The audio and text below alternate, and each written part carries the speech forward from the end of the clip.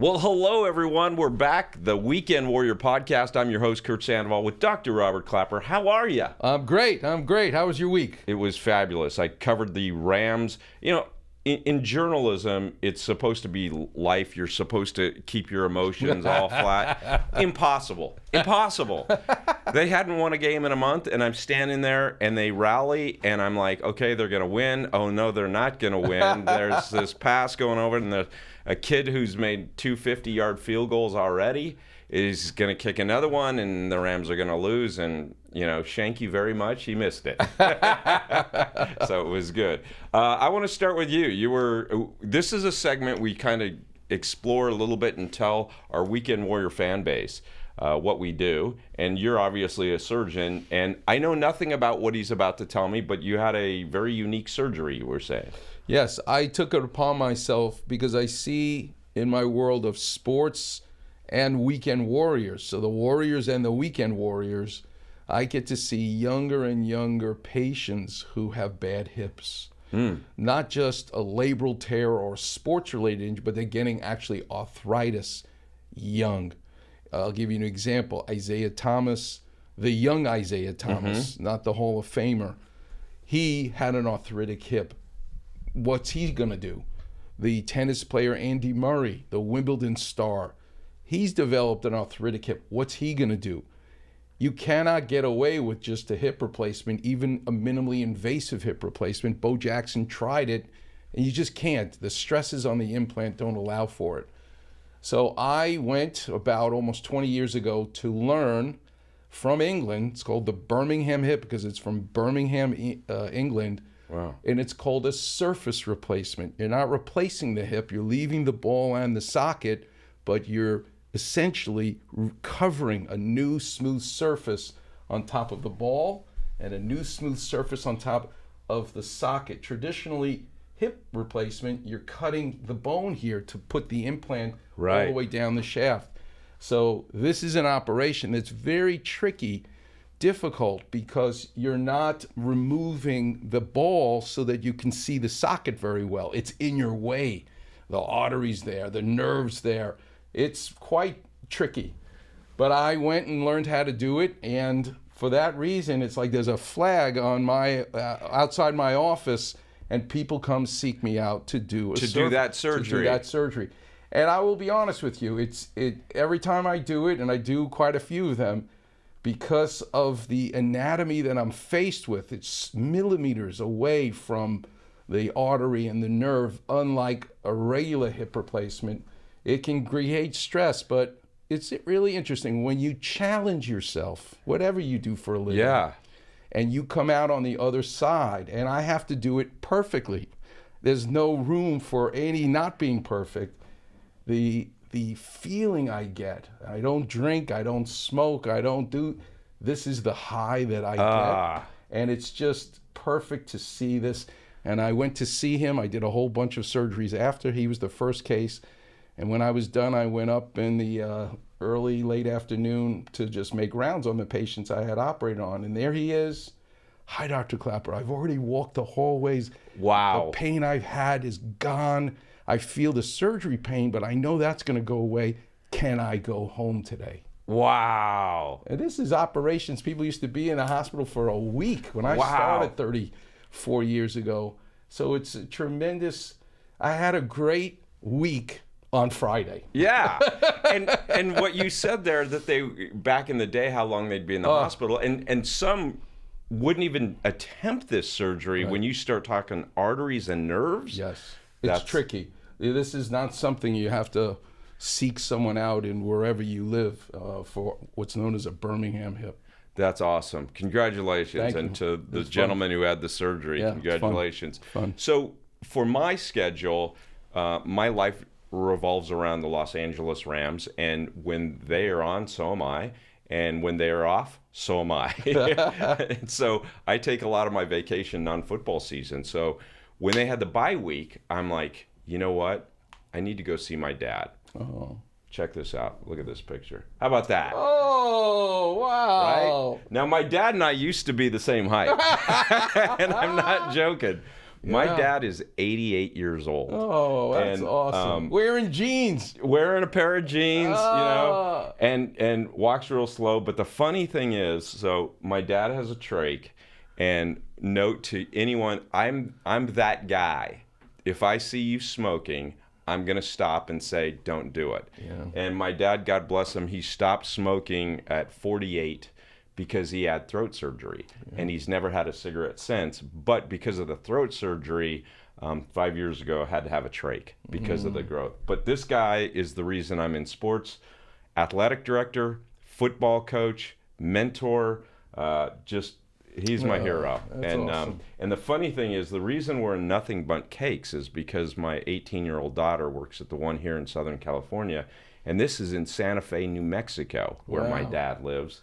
And spending 3 days, Dad's playing the back nine at 88 years of age, but the wisdom I still get from my dad is invaluable. And I thought it would be appropriate because who's ever listening. Love wins. If your dad's still on the planet Earth or your mom's still on planet Earth, love wins, and spend time with family. It's a gift from God. People wonder, where did I learn all the tricks that I know in surgery? That's right. And my dad was a carpenter, and he'd always used to say to me, Robbie, how did you learn how to do this? I go, you taught me. And he'd go, no, I didn't teach you that. I'm not a surgeon. No, you taught me. Measure twice, cut once. Let the power tool do the work. Don't force it. There's so many of the young students that come to watch me do surgery, the residents and fellows, and they'll go, how do you know how to do that? And I'll quote something from a carpenter. And, that's awesome. It's the blessing to have a dad that was a big part of your life. So and for me, it's he would, at the time, he doesn't watch half as much sports, but there's still this connection through sports. And growing up, when I was learning to be a sportscaster, I would pretend I was either talking to my dad or my brother because they wanted to know everything. They wanted to know what they didn't know. There's a lot of ways to get information. So all that to say, we're going to transition. The Rams are playing the Arizona Cardinals this week, and Kyler Murray. And we bring that up, and I know we have a lot of viewers and listeners outside of Los Angeles, but we bring this up because Kyler Murray had major knee surgery, and I'll be honest, when he had that in January, I didn't think he'd be playing again. But he was playing yesterday, Sunday. We tape on Mondays. How can that be? I was listening to the radio where they said the first touchdown thrown for this Sunday from any team was by Kyler Murray and the Arizona Cardinals. Wow. And we've had a previous show talking about the incidents and the turf and the A-frame and really, where the ACL lives.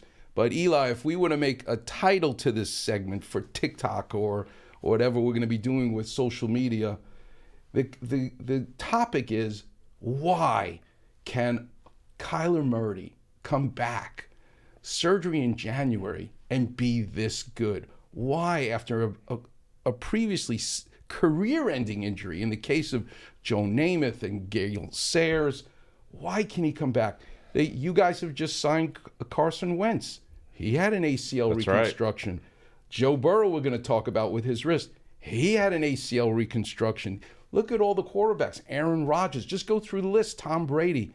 Why can they come back during the season almost, which is shocking? So there are many reasons for it, but I thought it would be fun, since we're talking about dads, to relate one of the really unique new tools, new techniques that allow us to do something special for this previously big career-ending injury that allows it to have a player come back, is this. Growing up, I got used to a wooden hammer. I've got that hammer. Did you take that out of my toolbox? I'm not joking. You brought that in. I'm like, that's the hammer Dad gave me. It's got the wooden handle. That's right. But there's a whole different kind of material other than wood that makes the head. So you can bang metal nails in, and that's made of metal. Ball peen hammer, right? Nowadays, it's all made of metal continuously or other kinds of materials. But I'm going back in time where it's a wooden handle with a metal head. Yep. And what's done is you ream out, if you will, the top of the metal so that you can now carve away the wood and have it fit perfectly. So if the hole in the top is 10 millimeters wide, you are now driving your wood that's 10 millimeters wide, so it fits snugly into that hole in the top of the metal hammer. But what gives it that amazing contact so that when you swing the hammer, the metal head doesn't go flying off? Right. That staple. So I want you to focus on that staple. Right here. The head of the staple that's driven into the top of the hammer to spread the wood even further. Even though it's line to line, 10 millimeter, it makes it spread even more. And we call that an interference fit. Okay? Now back to Kyler Murray. Here is a knee. Okay. Femur, tibia, and the ligament crosses. That's why it's called cruciate. In Latin, that means cross. Anterior cruciate, the one in front. There is one in the back called the posterior cruciate, which is not injured, but the one in front, diagonal, the cruciate. What I do as a surgeon to fix a torn ACL is first harvest a graft. What does that mean? You take a little piece of bone from the kneecap, a little piece of bone from the top of the shin bone, the tibia, and this white cloth represents the central third of the patella tendon, which your body easily can spare. And this is literally what I'm dealing with. It's graft. It's not alive anymore, even though it came out of the same person. And I will measure, I have tools to measure the width of the bone that I've taken.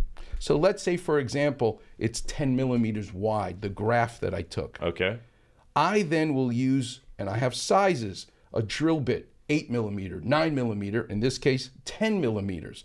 So I've drilled a hole in the side of the femur, 10 millimeters. But this is the entry site for the hole. Where is it exiting? It's exiting in the joint itself, where the old ACL attached on the femur. And then, I love this term, we look for the footprint. That's the term we use of the ACL that was torn, but where God put it in the tibia, we look for the footprint, and I drill another hole outside the tibia for it entering here, exiting inside the joint, mimicking the path exactly of the previous ligament. But here's what we do that's special now compared to the old days. We used to put screws, typical screws, that would stick out of the bone and use that to hold the grafts in place. But guess what happens? You feel that prominent screw, metal screw head. Yeah. You get tendonitis. It rubs on the skin. If you hit it, you'll wince in pain. So we're able, mimicking that staple, can I bury something inside the hole that disappears? And so here is what we use, and I'm going to give you the screwdriver. It's a special type of screw. Yeah, that's not a normal screwdriver, right? It has a hexagonal head. Okay. And you have the screwdriver, the male side, the female side, the threads, and you can drive that screw. All I know is me doing this, I feel a little empowered. But more importantly, I'm thinking, if that's my knee, ouch. You can, well, good thing you're asleep for this or you're not feeling it. But you ultimately, Curt, can bury all the way, because there's no prominent head like a typical screw. See. Yeah. So that's the innovation. Like a countersunk. Exactly. It's cut off. So we now countersunk where the screwdriver goes so that you ultimately can bury this screw completely in the hole as an interference fit. And it does two things. One, as I said, you no longer feel the metal rubbing on a tendon or the skin. So you can run around and not feel the hardware. But number two, guess what happens when you're pushing with that screw, the graft, right up against the bony wall? It's almost as if you instantaneously have fused the graft to the bone. To make it stronger. Correct. It takes about 6 weeks, like a fracture, for it to heal anyway. But you have a rigid fixation immediately. That's incredible. And, okay. And that speeds up the healing process. And that is why January he's injured, has surgery, and October he's playing for the Arizona Cardinals. He's playing and throwing and no limitations. A couple of questions, and I was kind of making light of, okay, that hurts. And you said, okay, good thing you're asleep. Obviously, you're under anesthesia. Yes. How much does the weekend warrior who, I hope you're not the one having this surgery, but if a weekend warrior is going to have that surgery, how long are they going to feel that pain of you drilling into my knee? Pain is a funny thing. As long as you as the surgeon set the expectations properly. I have stuntmen who are reckless, who don't use crutches, who leave the hospital and don't even take Tylenol for that surgery. Wow. And then I have other people who take, and that's the art of medicine. You have to learn who your patient is, but the pain is because you've drilled a hole and essentially created a fracture because you've drilled a hole, but it varies. Okay, so this part, explain, you got part of this from the shin and part of it from the knee. Dr. Klapper, by the way, has the greatest bag of toys. I mean, so this is your knee, right? Kneecap, patella tendon, tibial tubercle. What you hold in your hand, literally a piece of the bone connected to the tendon, piece of the bone is removed. Wow. Okay, so, and as we're kind of rehashing this, so you know all this through x-rays and I'm assuming CAT scans or PETs? MRIs. Okay, so weekend warrior comes to you and says, okay, this happens. How long is that surgery? It takes me usually a little less than an hour. Wow! 50, 55 minutes. If I have to repair the meniscus, it could be an hour and 15 minutes. But here's a Curt Sandoval appreciation for it. You will see the team physician. We are trained to run on the field immediately. That's right. To examine the player. And what's the first thing we do? Is we will do what's known as a Lockman and a pivot shift test with our hands to feel if there's abnormal movement. Because the reason we have to run on the field immediately is hidden inside the ligament is an artery. And when the ligament tears, the ACL tears, it now rips the artery and starts putting blood into the joint. And when it fills up with blood, we're not as capable of feeling that abnormal movement. But if we get to the knee before the blood fills up the joint, we can feel it's we can make an experienced orthopedic surgeon can tell you this guy's ACLs or woman's ACL is torn before and more accurately many times than the MRI. Wow. So a question there then. So if a football player, basketball player, weekend warrior hurts themselves and that artery, you said an artery tears? Yes. How dangerous is that? It's not dangerous at all. It's a small vessel. It's not, not at risk for a blood clot or anything like that. But it helps feed the ligament, and it is the reason why in your history you ask the patient, did you hear a pop? Did you feel a pop? And did it swell right away? So if they say yes to those three things, clinically, I already know they've torn their ACL. So the Rams are going to see Kyler Murray in Arizona Sunday. It'll be the second time they play Arizona, but the first time they'll see Kyler Murray. And based on what I saw him doing against the Texans, his mobility is every bit as good as it was, and he's an extremely mobile quarterback.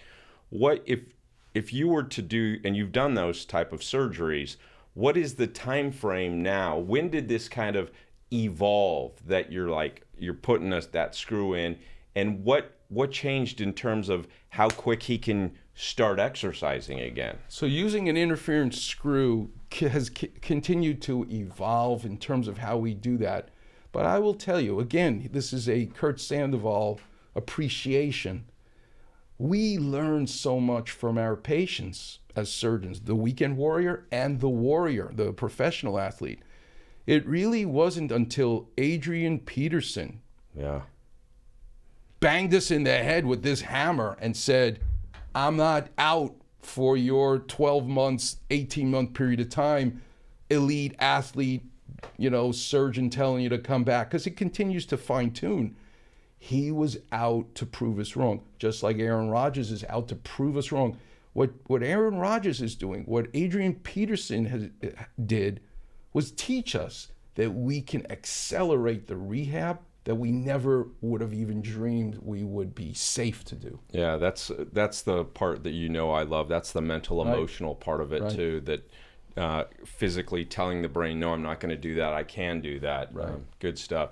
Hey, another guy that's dealing with an injury again, Joe Burrow. We'll get into that in just a minute, but we're going to take a quick break. This is the Weekend Warrior podcast. I'm your host, Curt Sandoval, with the man, the myth, the legend. I know you hate that, but dude, I'm just trying to get a couple minutes of sports on the air. You're No. Great stuff. Can't do it without you. We'll be right back on the Weekend Warrior podcast. Welcome back to the Weekend Warrior Show. I'm your host, Curt Sandoval, along with Dr. Klapper. All right, we talked a little bit about one quarterback, Kyler Murray. I will say you knocked it out of the park with the quarterback I cover in Matthew Stafford. You said he'd be out a couple of weeks. They were fortunate to have the bye week. And even though they won yesterday, and he was terrific in that second half comeback, he even said in postgame yesterday, yeah, my wrist keeps getting better and better. Because you said it'd probably be 3 or 4 weeks, right. And he played and he won. But unfortunately, there's another quarterback in the National Football League who signed a huge contract, Joe Burrow. And I want to discuss this first really briefly because I had several people ask me about it just in casual conversation. Every week, the NFL, every team from Wednesday, Thursday, and Friday has to put out an injury list. And you can go to NFL.com and you can pick your favorite team. I know there's a lot of fantasy players out there, and they have to tell you their injury, whether they practiced a little, it's either full or partial or out. And he was not listed on any injury reports. And so that's the journalistic controversy, because when they were televising the game on Prime Thursday night, they had this shot of him arriving, and he had a splint type of thing on he had something on his hand. So then they show he's warming up, and you could just see it got re-aggravated, and lo and behold, he doesn't finish the game, and the next day they said, he's out. He's got a ligament tear in his right throwing hand. Okay? I'm a sports guy. My hand works. Where are my ligaments? I didn't know I had ligaments. And I don't mean to be an idiot here, but hand works. Okay.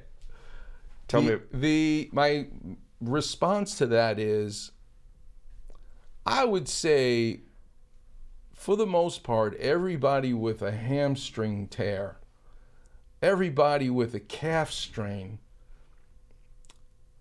ultimately recovers.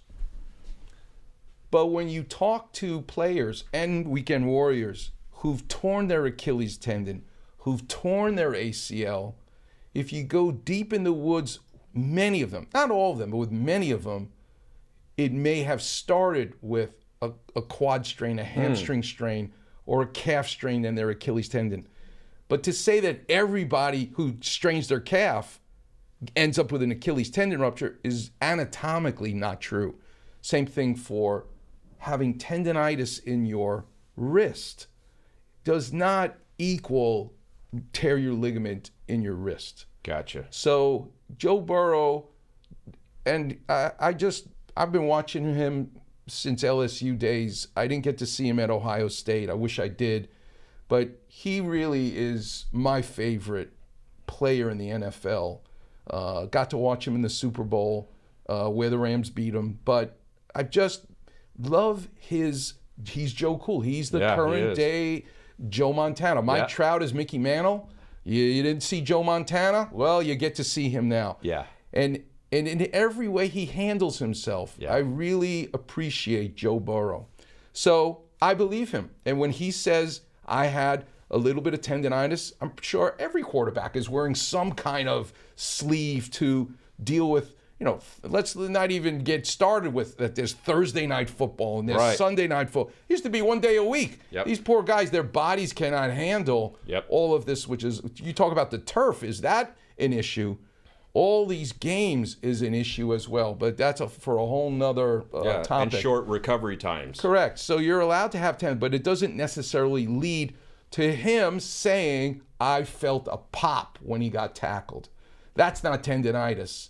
That's actually knowing, something happened inside my wrist. What exactly is the wrist? What exactly is a ligament in the wrist? And what's the significance of tearing the ligament in the wrist? So, Eli, let's do the anatomy. Here's your wrist. And this happens to be Joe Burrow's right hand, because this is a right hand, so it makes sense. Yep. The skeleton I brought is actually a left hand, but there are 8 bones in the wrist.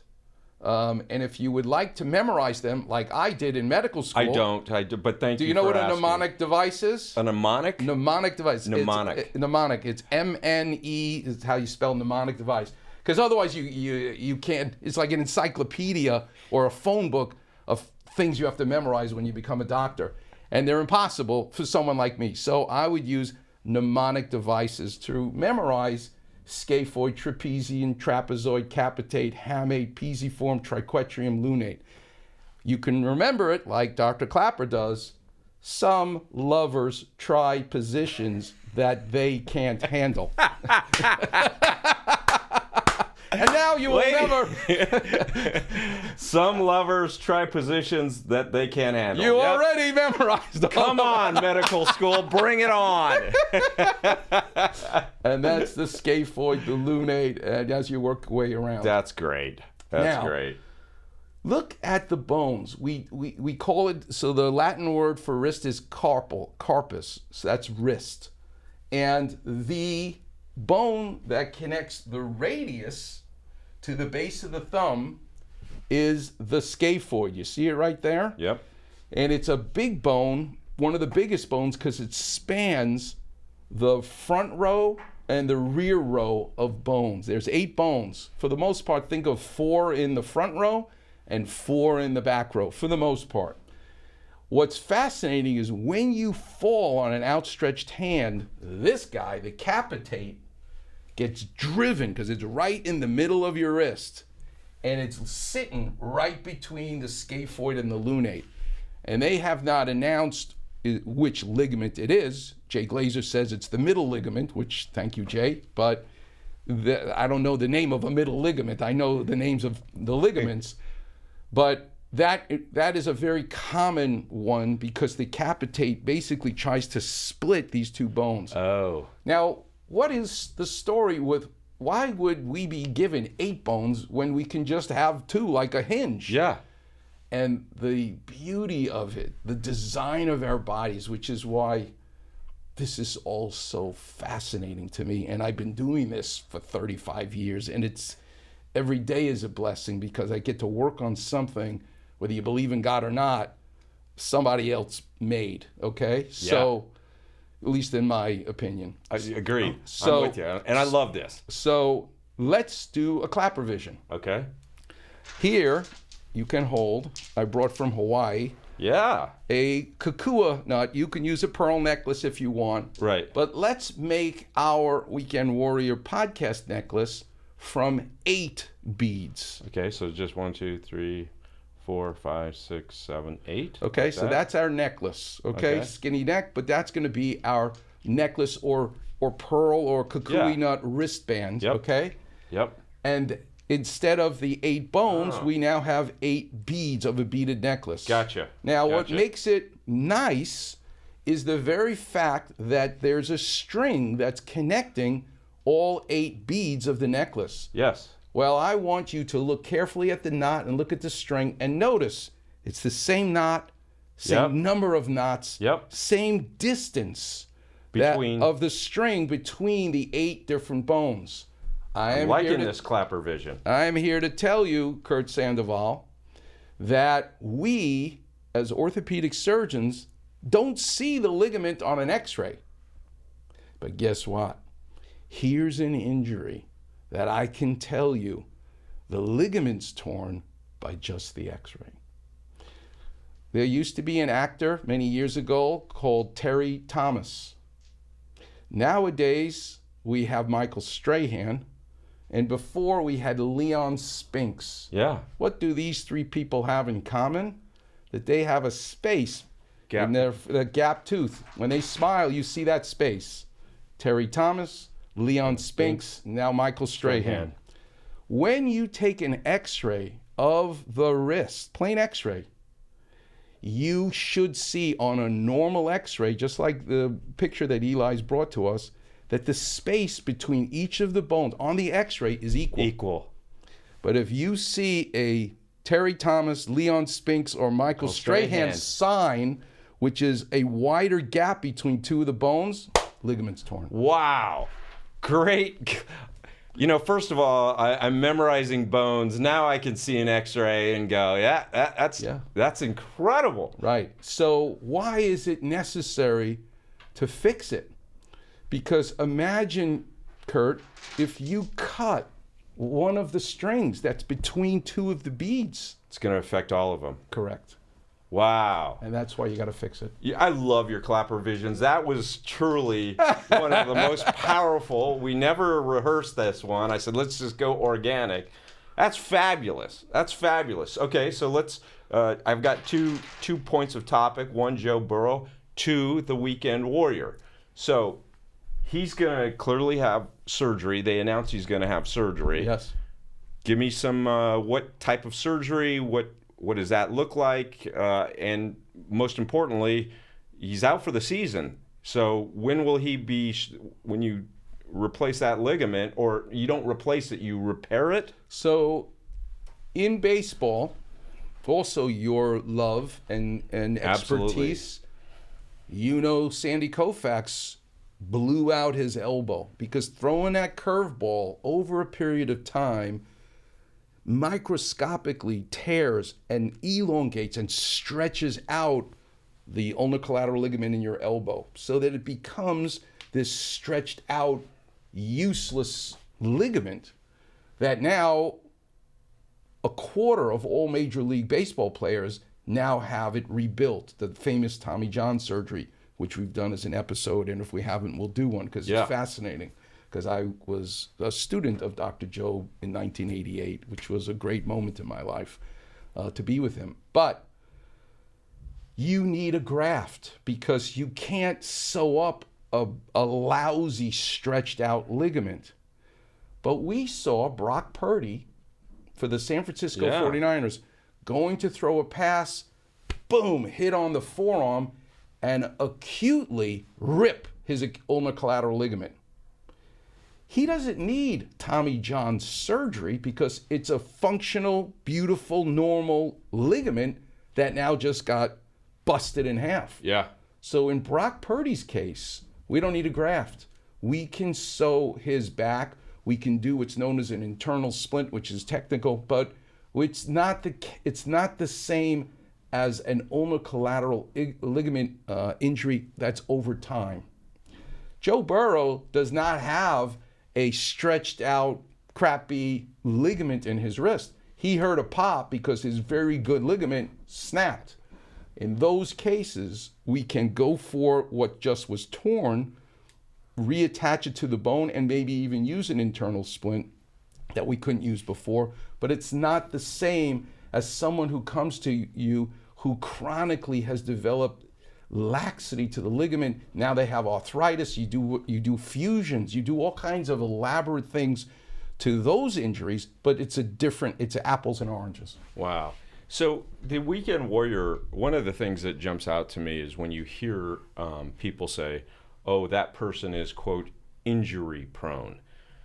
That's a whole topic we'll do soon because we talk about that a lot. But in this case, so the average human being doesn't take hits like Joe Burrow takes a hit and doesn't fall at speed and power that Joe Burrow takes a hit. Right. So if that's the case for the Weekend Warrior, is that because they are living in Minnesota and they fell on the ice and put their hand down? Yes. What is that what causes this type of injury? Right. It's a freak accident.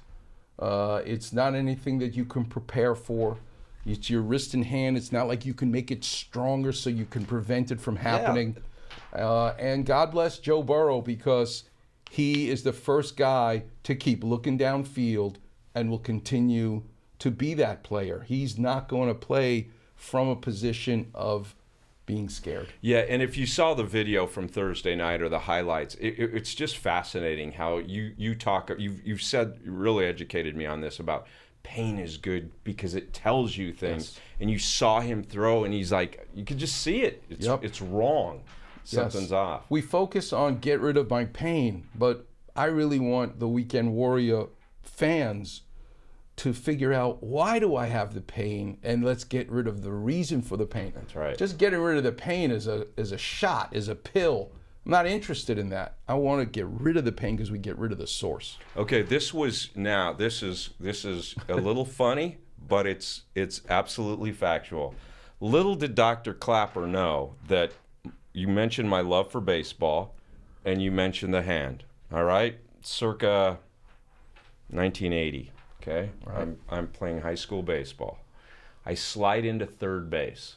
Okay, and my hand gets caught behind me, and I'm like, oh man. To this day, so what do you do in 1980? You throw some dirt on it and some ice on it, right? I never went. And my mom worked at a doctor's office. I never went for an X-ray. Right. Just get out of here. I'm playing next week. To this day, okay, I hurt, and I feel like I tore something here. Yep. In the wrist. So if this was, it's called the triangular fibrocartilage complex, TFCC. That's okay, what you probably got That's some nicknames. That's the meniscus that lives on the little finger side of the wrist. Okay, the little finger side. Look at this little finger, because it can do that. I can't do that with this one because this one's attached. Right. Like this one, I physically can't do the same thing. Like, but this one, I can do it all day long because it's not attached. Is that accurate? Is that why it does that? Yes. See, 43 years later, I figured out what the heck happened to my wrist when I slid into third base. And no copay. That's the best part. If you guys knew how many times I was telling Dr. Klapper, I walk around telling, and people are asking me about this injury. Will I do a podcast with a orthopedic surgeon? Hey, we'll continue this. Dr. Klapper, have a great week. Keep making people feel better. Thank you. You too. All right, guys. We'll see you next time on the Weekend Warrior podcast with Dr. Robert Klapper from Cedar-Sinai. I'm Curt Sandoval. Have a great week, everybody.